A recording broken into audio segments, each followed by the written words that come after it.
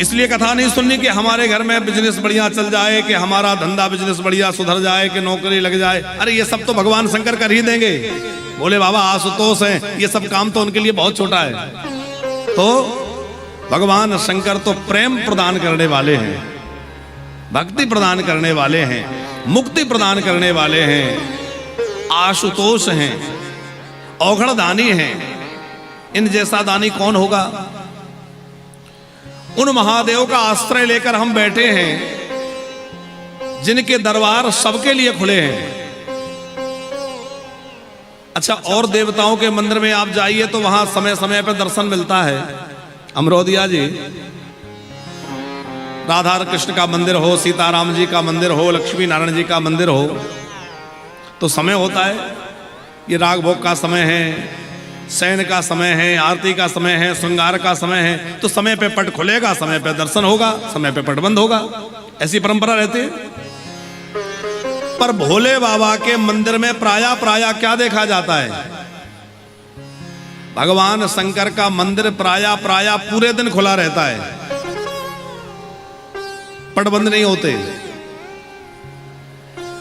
प्रायः तो भगवान शंकर खुले मैदान में विराजे रहते हैं। चबूतरा बना के वहीं लोगों ने विराजमान कर दिए, खुले में बैठे हैं, कोई दरवाजा ही नहीं, तो बंद होने का झंझट ही नहीं। और मंदिर में दरवाजा है भी तो पट बंद होने का कोई निश्चित ये नहीं कि इतने बजे बंद ही हो जाएंगे। खुले हैं, किस लिए खुले हैं? भोले बाबा कहते हैं कोई बात नहीं है, तुझे जब समय मिले तब आ जाना, मैं तेरे लिए हमेशा तत्पर बैठा हूं। जब तू आ जाएगा तब तेरे लिए तैयार बैठा हूं। महादेव तो महादेव हैं। ऐसा भी नहीं है कि भोले बाबा को बहुत सामग्री अर्पित करो तब प्रसन्न होंगे। भगवान शंकर के मंदिर में जाकर के केवल महादेव महादेव महादेव इस प्रकार से कह दिया जाए, जल चढ़ाएं, बहुत अच्छा है। मान लीजिए आप जल भी नहीं चढ़ा पा रहे हैं, बिल्व पत्र भी नहीं चढ़ा पा रहे हैं, अक्षत भी आपके पास नहीं है, और कोई सामग्री अर्पित नहीं कर पा रहे हैं, और केवल आप शिवालय में जाकर शिव के सन्मुख जाकर के और महादेव महादेव महादेव पुकार दें, तब भी भगवान शंकर प्रसन्न हो जाते हैं। और कितने प्रसन्न हो जाते हैं? लिखा है शिव महापुराण में कि जब कोई एक बार महादेव कहता है तो भगवान शंकर जो है उसके आगे बिक जाते हैं। जब कोई दूसरी बार महादेव कहता है तो भगवान शंकर उसके ऋणी हो जाते हैं। और जब कोई तीसरी बार महादेव कह के पुकारता है तो भगवान शंकर सदा सर्वदा उसके ऋणी हो जाते हैं। ये मानते कि अब तो मैं सदा सर्वदा इसका ऋणी हूं। केवल महादेव महादेव पुकार देने से प्रसन्न हो जाते हैं। आशुतोष हैं, इनके दरबार सबके लिए खुले हैं, आ जाओ। एक बार सर्प और बिच्छू रोते रोते पहुंच गए, बाबा हम कहां जाएं? भोले बाबा ने कहा क्या समस्या है? बोले हम जहां जाते हैं लोग हमें जिंदा नहीं छोड़ते, मार डालते हैं, भगा देते हैं। भोले बाबा ने कहा चिंता मत करो, सारी दुनिया जिसको दूर भगाती है मैं उसको हृदय से लगाता हूं, तुम लोग परेशान मत हो। तो सर्पों को बिच्छुओं को भगवान शंकर ने अपना आभूषण बना लिया और आभूषण बना के अंग में सजा लिया। ये भगवान महादेव की करुणा है कि उन्होंने उन सर्प बिच्छुओं को भी जिनको लोग दूषण मानते थे उनको आभूषण बना लिया। आग धतूरा कोई पसंद नहीं करता, धतूरा कोई और देवता पसंद करते हैं?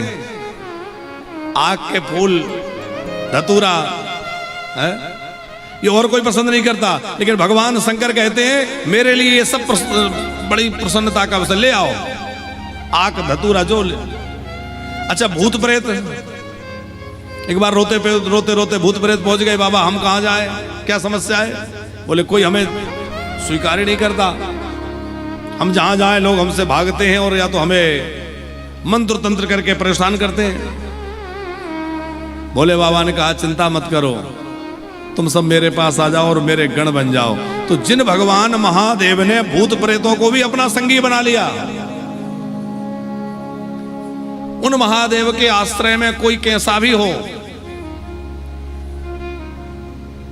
धर्मात्मा हो या पापात्मा हो, निर्मल हृदय का हो अथवा मलिन हृदय का, मलिन बुद्धि का व्यक्ति हो, पर किसी भी रूप में भगवान शंकर की शरण में आ जाए तो महादेव की दया के भंडार उसके लिए खुल जाते हैं और भगवान शंकर कृपा और करुणा बरसा देते हैं। बड़े दयालु हैं भोले बाबा। आज कथा का पहला दिन है और पहले दिन में कथा का महात्म श्रवण करना चाहिए। ऐसी परंपरा है कि जिस भी पुराण की कथा, जिस ग्रंथ की कथा सुननी हो, पहले दिन उसका महात्म श्रवण करना चाहिए। अच्छा, पहले तो ये बताओ, आप लोग थक तो नहीं गए कलश यात्रा में? कितने लोग थक गए? कोई नहीं थका। कितना उत्साह आप लोगों में है कि थके नहीं है, मतलब इतने गर्मी में चलने के बाद भी उत्साह पूरा बरकरार है। अच्छा, दूसरा ये बताओ, आप लोगों में से टीवी में हमें किस किसने देखा है? पहले आप लोगों ने देखा है? लगभग लोगों ने देखा है। जो कथा सुनते हैं उनने तो देखा है, जो सीरियल देखते हैं उन्हें कहां से देखेंगे? है क्यों जी? प्राय ऐसा कोई धार्मिक चैनल नहीं है जिसमें हमारी कथाएं न चलती हो, और नहीं देखा तो हमारी गड़बड़ी थोड़ी, किसकी गड़बड़ी है? अमरोदिया जी। अरे भाई, सीरियल देखने वालों को कहां देखेंगे? एकता कपूर जैसे लोगों के सीरियल लोग देखते और फिर घर में कलह मचती है। भगवान की कथा सुना करो, जिससे जो है आपके मन में निर्मलता आए, आपके परिवार में जो है सन्मति हो और परिवार में खूब उन्नति हो। भगवान महादेव की कृपा से आपकी भौतिक, आध्यात्मिक सब प्रकार की उन्नति होगी। अब 7 दिन का अवसर मिला है, खूब प्रेम से भगवान शंकर के चरित्र सुनेंगे और हमारा प्रयास रहेगा कि क्रमशः शिव महापुराण की कथा आपको सुनावें। कैसे भोले बाबा की पूजा करनी चाहिए, कैसे शिवलिंग बनाना चाहिए, किस प्रकार बिलपत्र तोड़ना चाहिए, कैसे उसको चढ़ाना चाहिए, क्या शिवलिंग बनाने की विधि है, पूजा की क्या विधि है, भोले बाबा को प्रसन्न करने के सरल उपाय क्या है, इस प्रकार के अनेक उपाय शंकर जी के लिए हम लोग चर्चा करेंगे। और वो सब शिव पुराणोक्त, मनमुखी नहीं। तो आज तो पहला दिन है और प्रथम दिवस में ऐसी विधि है कि प्रथम दिवस में जिस पुराण की ग्रंथ की कथा सुननी हो उसका महात्म श्रवण करना चाहिए। हमारी सनातन संस्कृति जो है अमरोदिया जी, हमारी संस्कृति जो है वो महिमा से भरी है।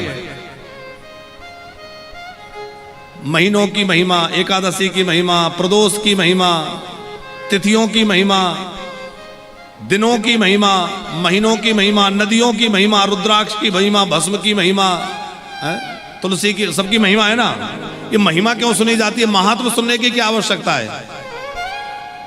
क्योंकि जब तक हम किसी के महात्म को नहीं सुनेंगे तब तक उसको जानेंगे नहीं। हमारी उसमें श्रद्धा नहीं होगी, और श्रद्धा नहीं होगी तो लाभ भी नहीं होगा। लाभ जो होता है वो श्रद्धा से होता है। जाने बिनो होए परते, जाने बिनो होए परती, जाने बिनो ना होए परते, जाने बिनो ना होए परती, बिनु परते होए नहीं, बिनु परती होए नहीं प्रीति। बिना जाने प्रेम नहीं होता, बिना जाने विश्वास नहीं होगा, और बिना विश्वास के प्रेम नहीं होगा। इसलिए पहले हम भगवान को जाने, कथा को जाने। इसलिए पहले दिन महात्मा सुना जाता है कि शिव पुराण क्या है, शिव जी कैसे हैं, कथा का क्या महत्व है। गंगा जी आदि तीर्थों का क्या महत्व है, तो पहले महिमा सुनी जाती है ताकि हमारी श्रद्धा उसमें उत्पन्न हो। और जब तक हमारी किसी में श्रद्धा नहीं होगी तब तक उससे जैसा लाभ मिलना चाहिए वैसा लाभ नहीं मिलेगा। आप विचार करिए कि गाय जो है वो प्रत्यक्ष श्री कृष्ण की आराध्या है कि नहीं। गौ माता की कितनी महिमा शास्त्रों में है, लेकिन हम घर में गाय रखते हैं तो उतना लाभ हमें वैसा नजर नहीं आता, वैसा लाभ दिखाई नहीं देता जैसा गौ सेवा से लाभ होना चाहिए। गाय की महिमा तो बहुत है, पर हमें वैसा लाभ क्यों नहीं मिलता? क्योंकि हमारी गाय के प्रति पशु बुद्धि है, हमारी गाय के प्रति वैसी बुद्धि नहीं है जैसी होना चाहिए कि ये साक्षात भगवान कृष्ण की आराध्या है, समस्त देवमयी है, यज्ञमयी है, गौ माता सर्वदेवमयी है। तो हमारी वैसी श्रद्धा की भावना जब तक नहीं होगी तब तक वैसा लाभ भी हमें नहीं होगा। जाने बिनो ना होहि पर, जाने बिनो ना होहि परते, बिनु परते होए नहीं प्रेम, बिनु परती होए नहीं प्रीति। देखो बिना जाने कैसे लाभ नहीं मिलता, ध्यान से समझिएगा। एक बार प्रयागराज में कुंभ लगा हुआ था, कुंभ का अवसर था कि ठाकुर जी की कुछ व्यवस्था हो जाते तो इधर जो लोग बैठे हैं इनको हमारा मुख ही नहीं दिख रहा होगा, है नहीं दिख रहा ना। ठाकुर जी बहुत ऊंचे हो रहे हैं, कुछ व्यवस्था ऐसी कर लें जिससे कि ये थोड़ा सा ऐसे विराज जाए ताकि लोगों को दिखें तो सही व्यास जी कहाँ बैठे हैं।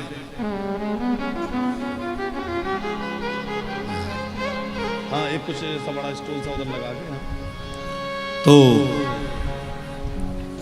हम आपको सुना रहे थे, ध्यान से सुनना आप लोग, कि एक बार प्रयागराज में कुंभ लगा था, जैसे अभी लगा ना थोड़े दिन पहले। आप लोग गए कुंभ में? नहीं गए? कितने लोग कुंभ में गए थे? वाह, लेकिन भाई लोग सब गए, हमारी बहनों को माताओं को कोई नहीं ले गए। ये तो हाथ ही नहीं खड़ा कर रहे, ये तो गलत बात है भैया। तीर्थ जाओ। अच्छा, शादी के 7-5 वचन याद है कि नहीं आपको? 7-5 वचनों में अब सुनता कौन है? एक वचन ये भी रहता है कि कोई धार्मिक कार्य करेंगे, कोई धर्मानुष्ठान करेंगे, धार्मिक यात्रा करेंगे तो उसमें अर्धांगिनी को साथ ले जाएंगे।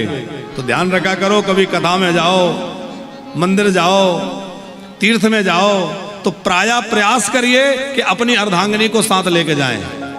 हाँ, भोले बाबा कथा सुनने जाते तो अकेले नहीं जाते, साथ में संग सती जग जननी भवानी।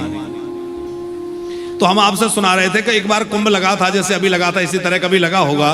तो माता पार्वती भगवान शंकर से बोली कि हे विश्वनाथ, ये लाखों लाख लोग डुबकी लगा रहे हैं, अब तो सबका कल्याण हो जाएगा, ये सब मुक्त हो जाएंगे। भोले बाबा बोले नहीं देवी, इनमें से सब मुक्त नहीं होंगे, कुछ लोग मुक्त हो जाएंगे। पार्वती जी ने कहा ऐसा क्यों? अरे सब एक साथ डुबकी लगा रहे तो सबका कल्याण होगा, एक का क्यों होगा, कुछ लोगों का क्यों होगा? बोले बाबा, बोले देवी बात ऐसी है कि जिसकी श्रद्धा होगी, जिसको पक्का भरोसा होगा, उसी को लाभ मिलेगा, सबको एक जैसा लाभ नहीं मिलेगा। तो पार्वती जी ने कहा भाई बात मेरी तो समझ में नहीं आ रही कि क्या गंगा जी भी पक्षपात करती हैं? ऐसा क्यों होगा? अरे गंगा जी एक ही है, पर्व भी एक ही है, समय भी एक ही है, एक ही पर्व काल में एक ही समय में इतने लोग गोते लगाएंगे और किसी को मुक्ति मिल जाएगी, किसी को नहीं मिलेगी, ये क्या बात हुई? बोले बाबा बोले चलो देख लेते हैं। तो भगवान शंकर पार्वती जी को लेकर गए और भोले बाबा एक वृद्ध कोड़ी का रूप बना करके एक रास्ते में लेट गए। भोले बाबा तो लीला कर रहे हैं, पार्वती जी एक बुढ़िया बन के साथ में खड़ी हो गई और जितने लोग स्नान करके गंगा जी से आ रहे हैं उसी रास्ते में खड़े हो गए।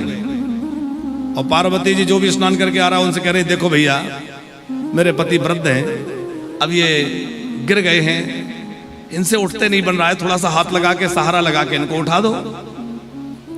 जैसे ही व्यक्ति उठाने जाता है वो कहती है सुनो सुनो, ऐसे हाथ मत लगाना। यदि तुमने जीवन में कोई पाप ना किया हो, तुम पूरी तरह निष्पाप हो, तो ही मेरे पति को हाथ लगाना, नहीं तो कोड़ी हो जाओगे।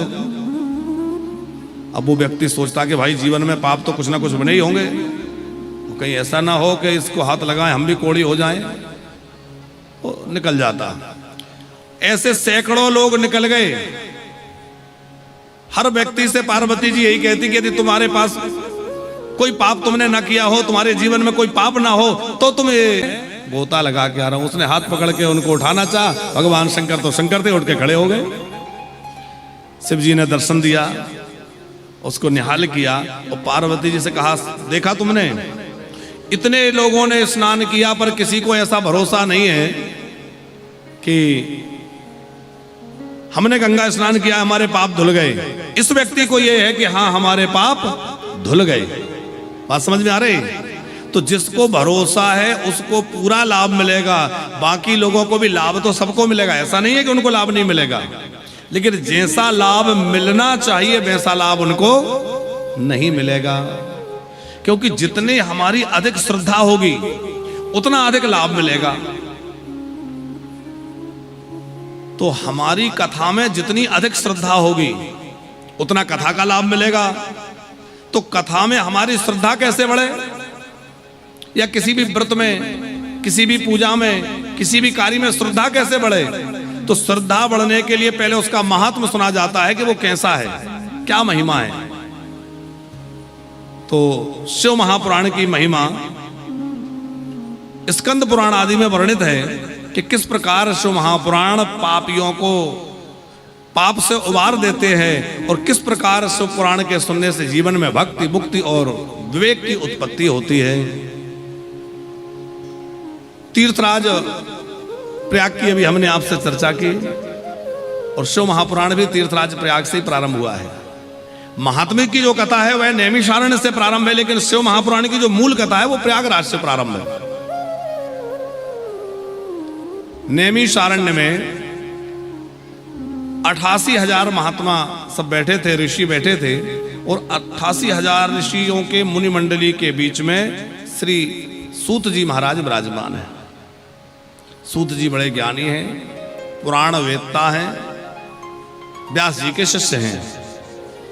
सब ऋषियों की ओर से सोनक जी ने उनसे प्रश्न किया, हे सूत महाप्राज्ञ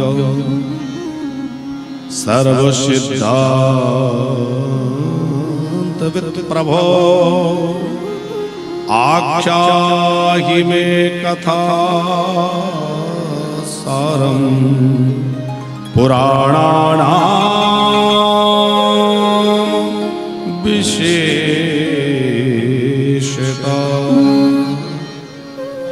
हे सूत जी महाराज, आप बड़े विद्वान हैं, आप कृपा करके समस्त सिद्धांतों का जो निचोड़ हो वो कथा हमें सुनाइए। आपने हमें अनेक कथाएं सुनाई हैं, बहुत ध्यान से सुनना। सोनक जी कह रहे हैं आपने हमें बहुत सारी कथाएं सुनाई हैं, अब हमारे मन में कथाओं का सार सुनने की इच्छा है कि सब कथाओं का सार क्या है। सब पुराणों में जो विशेष महत्वपूर्ण हो और जिसका विशेष महिमा हो, ऐसा पुराण, ऐसी कथा हमें सुनाइए कि सदाचारश्च सद्भक्तिर्विवेको वर्धते कथम स्वीकार निरासश्च सज्जनैः क्रियते कथम। आप हमें ऐसी कथा सुनाइए जिससे जीवन में सदाचार की प्रतिष्ठा हो। अमरोदिया जी, जिसके जीवन में सदाचार नहीं है उसका जीवन कभी श्रेष्ठ नहीं माना जा सकता। व्यक्ति के पास कितना धन है, कितना ज्ञान है, कितनी पढ़ाई है, ये सब महत्वपूर्ण नहीं है। ये है कि उसके अंदर सदाचार कितना है। सत्पुरुषों के द्वारा किए गए आचरण को ही सदाचार कहते हैं। सदाचार का मतलब है जो सत्पुरुषों के द्वारा किए जाने वाला आचरण है वो सदाचार है। और हमारे यहां आचरण की पूजा है।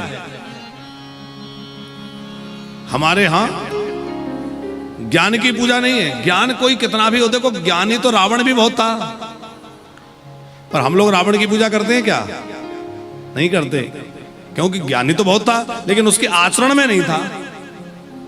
राम जी जो है उनके आचरण में ज्ञान है, जो ज्ञान है वो उनके आचरण में है। तो ज्ञान केवल बुद्धि में होने से काम नहीं चलेगा, ज्ञान आचरण में होना चाहिए। सदाचार का मतलब है सत्य का पालन करना,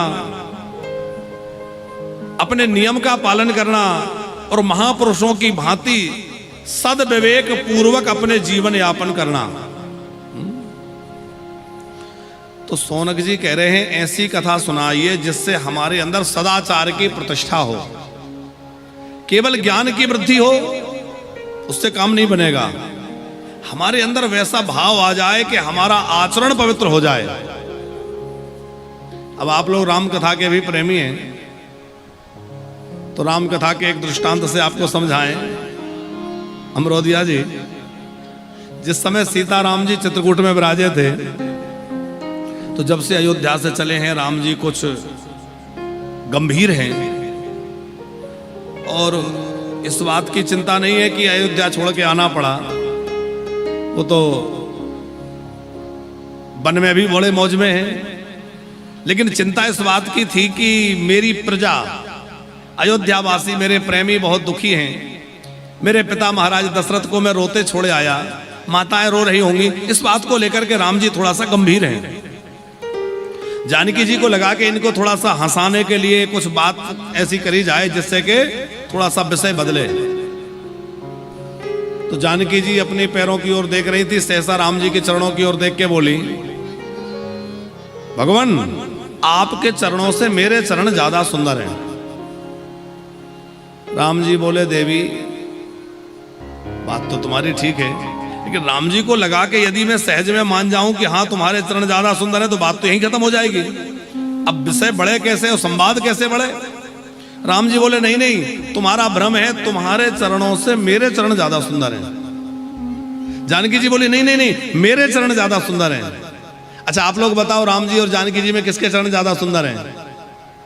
किसके ज्यादा सुंदर हैं? जानकी जी के ज्यादा सुंदर होंगे। राम जी कह रहे हैं मेरे चरण सुंदर है, जानकी जी कह रहे हैं मेरे चरण सुंदर है। तो राम जी बोले, देखो झगड़ा करने से कोई लाभ नहीं है, हाँ अभी लक्ष्मण आने वाले हैं और लक्ष्मण दोनों के चरणों की सेवा करते, वो निर्णय करेंगे किसके चरण ज्यादा सुंदर है। थोड़ी देर बाद लक्ष्मण जी आए, राम जी ने कहा, भैया बताओ हम में से किसके चरण सुंदर हैं? लक्ष्मण जी बोले, सरकार इस विडंबना में हमें क्यों डाल रहे हैं? आप लोगों का परस्पर प्रेम है, आप लोग जो निर्णय करें। बोले, नहीं नहीं, आप निर्णय करो, बताओ। तो लक्ष्मण जी बोले, जानकी मैया के चरणों में सर रखकर लक्ष्मण जी ने कहा कि ये चरण ज्यादा सुंदर है। अब जानकी जी प्रसन्न हो गए, देखो मैंने तो कहा था मेरे चरण सुंदर हैं। लक्ष्मण जी बोले, मां आपके चरण सुंदर तो हैं, पर पता है क्यों? आपके चरण इन चरणों के कारण सुंदर हैं, तो राम जी के चरणों में मस्तक रख दिया, कहा कि इन चरणों के पीछे चलते इसलिए आपके चरण सुंदर हैं। राम जी ने कहा, देखा मेरे चरणों के कारण तुम्हारे चरण सुंदर हैं। अब राम जी प्रसन्न हो गए। लक्ष्मण जी बोले, सरकार आपको पता है आपके चरण क्यों सुंदर हैं? बोले, नहीं। बोले, आपके चरण इसलिए सुंदर हैं क्योंकि आपका आचरण सुंदर है, और जिसका आचरण सुंदर होता है उसी के चरण सुंदर होते हैं। जिसका आचरण सुंदर नहीं होता उसके चरण वंदनीय कहाँ होंगे? चरण उसी के पूजनीय है जिसका आचरण सुंदर है, जिसका आचरण पवित्र है। अब ठीक है ना? जिसका आचरण मंगलमय है, आचरण जिसका सुंदर है। तो हमारे यहां आचरण की महिमा है, सदाचार की महिमा है। इसलिए सौनक जी कह रहे हैं आप ऐसी कथा सुनाइए जिससे लोगों में सदाचार की प्रतिष्ठा हो। सदाचारश्च सद्भक्तिर्, जिससे लोगों के अंदर भगवत भक्ति का प्रकाश हो, भगवत भक्ति। देखो भगवान शंकर जो है धन दौलत तो देते ही हैं, संसार की सामग्री भोग सामग्री तो भोले बाबा देते ही हैं, पर सबसे बड़ा धन भगवान शंकर के पास कौन सा है? सबसे मूल्यवान वस्तु भगवान शंकर के पास कौन सी है देने के लिए? वो है भगवत भक्ति। आपने नरसिंह जी का चरित्र कभी सुना होगा। तो नरसिंह जी के चरित्र में अमरोदिया जी कथा है कि नरसिंह जी की भाभी माँ ने जब उनको बहुत भला बुरा कहा तो वो घर छोड़ के, छोटे बच्चे ही थे, निकल गए। अब नरसिंह जी घर छोड़ के जंगल में गए और एक शिवालय में जाके पड़ गए और शंकर जी के मंदिर में पड़े पड़े शिव जी का नाम ले रहे थे। 7 दिन बाद भगवान शंकर प्रकट हुए, 7 दिन तक पड़े रहे। भोले बाबा करुणा से भर गए, शिव जी प्रकट हुए और भोले बाबा ने कहा कि बेटा वरदान मांग। तो नरसिंह जी ने कहा कि मैं तो वरदान नहीं मांगूंगा, आपको जो प्रिय लगता हो वो दे दीजिए, क्योंकि मैं ये नहीं जानता कि मेरा भला किसमें है, मेरा हित किसमें है, मेरा अहित किसमें है, मैं ये नहीं जानता। इसलिए आपको जो सबसे ज्यादा प्रिय हो आप वो कृपा करके दे दीजिए। भोले बाबा ने कहा ये तो तुमने बड़ी दुर्लभ वस्तु मांग ली, क्योंकि वैसे कोई मांगता तो धन मांगता, दौलत मांगता, संपत्ति मांगता, घर मांगता, जायदाद मांगता, ये सब मांगता, लेकिन तुमने तो ये मांग लिया कि जो मुझे प्रिय हो, और मुझे तो भगवान की भक्ति प्रिय है। तब भोले बाबा ने क्या किया, नरसिंह जी के मस्तक पर हाथ रखा और नरसिंह जी ने जैसे ही नेत्र बंद किए तो क्या देखा कि वृंदावन में रास मंडल के बीच में नरसिंह जी पहुंच गए, ब्रजभूमि में नरसिंह जी पहुंच गए और वहां देखा कि हजारों हजार गोपियों के बीच में श्री कृष्ण और राधा विराजमान है और राधा कृष्ण के बीच में बड़ी सुंदर क्रीड़ा हो रही है। राधा कृष्ण गलबैया डाले हुए हैं, हजारों हजार गोपियां नाच रही हैं, बड़ा मधुर संगीत बज रहा है और बड़ा सुंदर जो है दिव्य रास चल रहा है।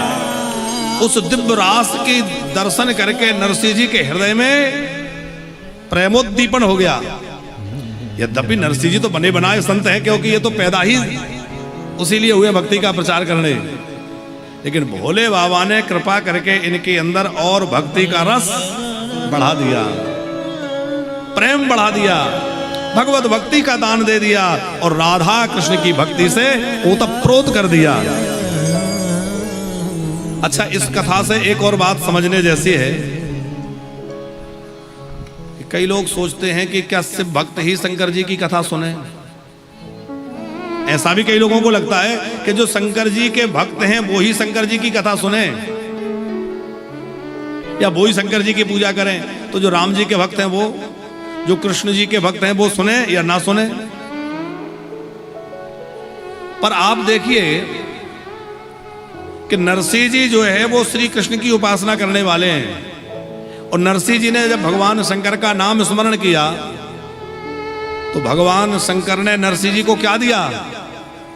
भगवान शंकर ने नरसिंह जी को राधा कृष्ण का दिव्य प्रेम प्रदान कर दिया, क्या कि नहीं? भगवान शंकर तो जो है राम प्रेम, कृष्ण प्रेम, भगवत भक्ति प्रदान करने वाले हैं। इसलिए आप यदि राम जी के भक्त हैं तब भी आप जो है भोले बाबा का भजन करिए, पूजन करिए, उनकी कथा सुनिए। आप श्री कृष्ण के उपासक हैं तब भी भगवान शिव के चरित्रों को सुनिए, क्योंकि आपकी कृष्ण भक्ति दृढ़ होगी। हमारे राम जी कहते हैं, शिवद्रोही मम दासे कावा, शिवद्रोही मम दास शिवद्रोही मम दासे कावा, शिवद्रोही मम दास कहावा, सोनर मोहे सपने नहीं बाबा, सोनर मोहे सपने नहीं बाबा, शिवद्रोही मम दास कावा, शिवद्रोही मम दास कहावा, शिवद्रोही मम दास कावा, शिवद्रोही मम दास कहावा,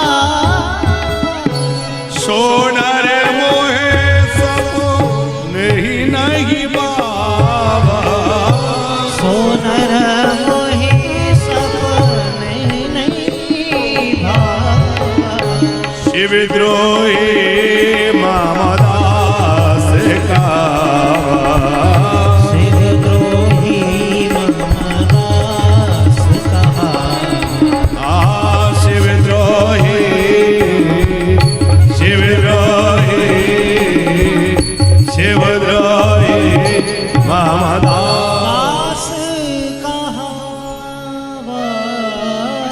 शिव जी का द्रोह करके भगवान राम का, श्री कृष्ण का भक्त बनना चाहे, वो राम जी कहते मुझे स्वप्न में भी अच्छा नहीं लगता। अच्छा, हमारे सनातन पद्धति में 5 देवताओं की उपासना का क्रम है। सनातन पद्धति में पंचदेवता कौन कौन से हैं? आप लोग बताओ कौन कौन से 5 देवता हैं? हाँ, अब याद कर लेना। भगवान गणेश जी, भगवती जगदम्बा, सूर्य नारायण भगवान, विष्णु भगवान और शंकर भगवान, ये 5 देवता हमारे यहां प्रमुख हैं। इन 5 देवताओं में ही सारे देवता समाहित हैं। बाकी जितने भी देवता हैं वो इन 5 देवताओं के ही स्वरूप हैं। तो सनातन पद्धति में कितने देवताओं की उपासना का क्रम है? इन 5 देवताओं, पंचदेव उपासना बोलते हैं उसको। गृहस्थ व्यक्ति को अकेले एक देवता की पूजा नहीं करनी चाहिए। आजकल एक फैशन चल गया है कि अकेले लड्डू गोपाल जी रख लिए, लड्डू गोपाल अकेले की पूजन कर रहे हैं, या अकेले कुछ रख लिए। नहीं, गृहस्थ व्यक्ति को 5 देवताओं की उपासना नित्य करनी चाहिए। सूर्य नारायण भगवान को जल चढ़ा के सूर्य भगवान का वंदन करें, नित्य गणपति की पूजन, भगवती जगदम्बा की पूजन करें, भोले बाबा की पूजन करें, राम कृष्ण नारायण इनकी पूजा करें। 5 देवताओं की पूजा करनी चाहिए। इन 5 देवताओं में से यदि विचार किया जाए तो एक तो भगवान शंकर स्वयं ही हैं, दूसरे जो हैं वो इनके बेटा हैं। गणेश जी कौन है? भोले बाबा के पुत्र हैं। तो दूसरे जो पंचदेव उपासना के देवता हैं वो भगवान शंकर के पुत्र ही हैं। तीसरी भगवती पराम्बा जगदम्बा जो है वो इनकी पत्नी ही है। जगदम्बा इनकी पत्नी है। तो भोले बाबा एक तो स्वयं ही हो गए, एक इनके पुत्र हो गए, एक इनकी पत्नी हो गई। और सूर्य नारायण भगवान जो है वो कौन है? वो भगवान शंकर के नेत्र हैं। तो सूर्य नारायण भी भगवान शंकर से अलग नहीं है। और भगवान विष्णु तो बिल्कुल अलग नहीं है, क्योंकि भगवान विष्णु जो है वो भगवान शंकर की आत्मा है। शिवस्य हृदयम विष्णु, विष्णु हृदयम शिव। शिव जी का हृदय भगवान विष्णु है और भगवान विष्णु का हृदय शंकर है। हरि और हर में कोई भेद नहीं है। तो भगवान शंकर का हृदय ही भगवान नारायण है। तो हमारा कहने का अर्थ यह है कि पंच देवताओं की जो उपासना है उसमें 5 देवता भगवान शंकर के ही साथ हैं। माने भगवान शंकर की पूजा करने से 5 देवताओं की पूजा संपन्न हो जाती है, पंचदेव उपासना सिद्ध हो जाती है। हमारे यहां 33 कोटि देवता हैं। 33 कोटि कहे जाते हैं ना। 33 कोटि देवताओं में किसी को महादेव नहीं कहा, सबको देव कहा। सब देव हैं, पर भोले बाबा देव नहीं है, ये महादेव हैं। और किसी को महादेव नहीं कहा। चंद्रदेव, सूर्य देव, वरुण देव, कुबेर, ये सब देव हैं कि नहीं? लेकिन भोले बाबा महादेव हैं। तो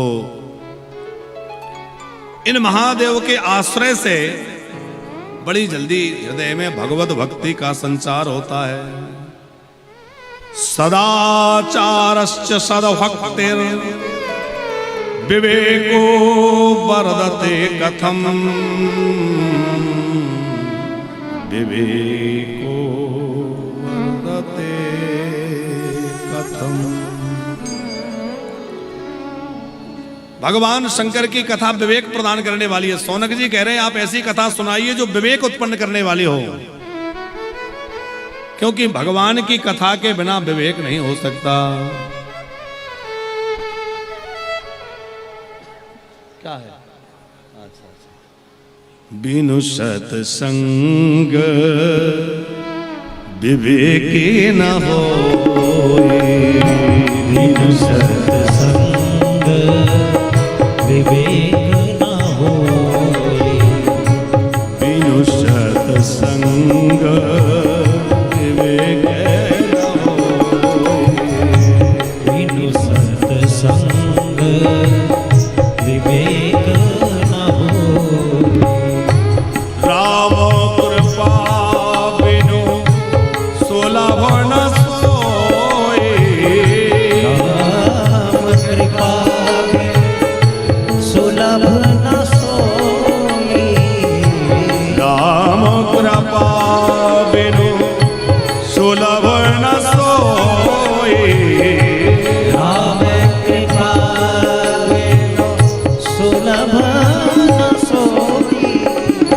बिनु सत्संग न होय।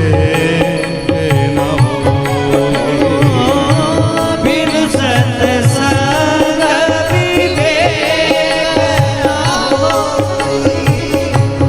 बिना सत्संग के विवेक उत्पन्न नहीं होता, और बिना विवेक के मनुष्य मनुष्य कैसे कहलाए? विवेक कैसे कहते हैं? सत और असत का विवेचन, यह सत है, यह असत है, इसका विवेक पूर्वक विचार करके सत्य को ग्रहण करना और असत का त्याग करना, यह विवेक कहलाता है। वह बिना सत्संग के प्राप्त नहीं हो सकता विवेक। और सत्संग जो है वो बिना हरि कृपा के, देखो कथा मिल जाना बहुत आसान है, लेकिन कथा में मन लग जाना बहुत कठिन है। कथा मिल जाना आज के समय में बहुत कठिन नहीं रहा, क्योंकि भगवान ने खूब कृपा कर दी, जहां तहां खूब कथाएं हो रही हैं, खूब सत्संग मिल रहा है। पर सत्संग में मन लग जाना और मन लग करके भगवान के चरणों में आश्रय में हमारा ध्यान लग जाए और भगवत प्रेम हमें हो जाए, ये बहुत दुर्लभ बात है। ये तो बिना भगवत कृपा के नहीं हो सकती। राम कृपा बिनु सुलभ न सोई। राम कृपा बिनु सुलभ न सोई। बिनु सत्संग विवेक न होय। बिनु सत्संग विवेक न होय। राम कृपा बिनु सुलभ न सोई। राम कृपा बिनु सुलभ न सोई। राम कृपा बिनु सुलभ न सोई। राम कृपा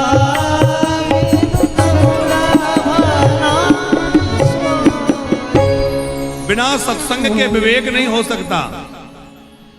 इसलिए सौनक जी कह रहे हैं, आप हमें ऐसी कथा सुनाइए जिससे हमारे अंदर भगवत प्रीति हो, भगवत भक्तिर विवेको, विवेक की वृद्धि हो, और हमारे अंदर से जो है विकारों का नाश हो जाए। स्विकार निरासश्च, विकारों का नाश हो। और सज्जनैः क्रियते कथम, ऐसी कथा सुनाइए जिससे हमारे विकारों का नाश हो जाए। सज्जन लोग किस कथा का आश्रय लेते हैं? सौनक जी कह रहे हैं, यदस्ति वस्तु परमं श्रेयसां श्रेयोत्तमं पावनं पावनानां च साधनं तद्वदाधुना। हे महात्मन सूत जी, आप कृपा करके हमें ऐसी कथा सुनाइए जो पावन को भी पावन करने वाली हो। पावना नाम च पावनम, पावन को पावन का मतलब क्या है? व्यक्ति चाहे जितना पवित्र हो, उसका शरीर पवित्र है, कपड़े पवित्र हैं, मन पवित्र है, लेकिन यदि उसका मन भगवान के भजन में नहीं लगा तो वह पवित्र होते हुए भी पवित्र नहीं है। पवित्रता किससे है? भगवान के भजन से। भगवान का भजन अमृत के तुल्य है, हैं? और भगवान के भजन के आश्रय के बिना जीवन बेकार है, हैं?